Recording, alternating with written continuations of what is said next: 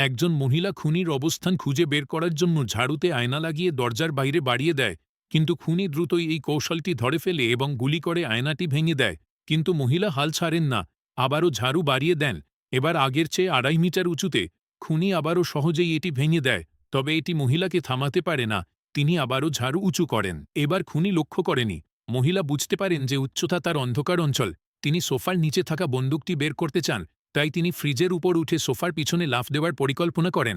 তিনি মনে করেন এটি কাজ করবে, কিন্তু খুনি মহিলাকে দেখতে না পেয়ে অবস্থান পরিবর্তন করতে শুরু করে। সৌভাগ্যক্রমে সুরক্ষিত ব্যক্তি নিরাপদে থাকে এবং মহিলা তার পরিকল্পনা চালিয়ে যান। তিনি লাফ দেন এবং খুনির অবস্থান এখনও অন্ধকার অঞ্চলে থাকে, ফলে মহিলা বিপদ থেকে রক্ষা পান। যখন তিনি বন্দুক নিতে যান, তখন দেখেন তার হাত যথেষ্ট লম্বা নয়। বাধ্য হয়ে তিনি সোফা তুলে ফেলেন এবং দেখতে পান সোফার পিছনে একটি স্নাইপার রাইফেল রয়েছে। মহিলার মনে একটি সাহসী ধারণা আসে। তিনি দক্ষতার সাথে গুলি লোড করেন এবং সোফাকে স্নাইপিং পয়েন্ট হিসেবে ব্যবহার করেন। খুনি যখন তাকে খুঁজে পায়, তখন মহিলা ইতিমধ্যেই গুলি চালিয়ে দিয়েছেন এবং তা সঠিকভাবে লক্ষ্যবস্তুতে লেগেছে। শেষ পর্যন্ত খুনি সফলভাবে হত্যা করতে পারেনি, বরং নিজেই মারা যায়।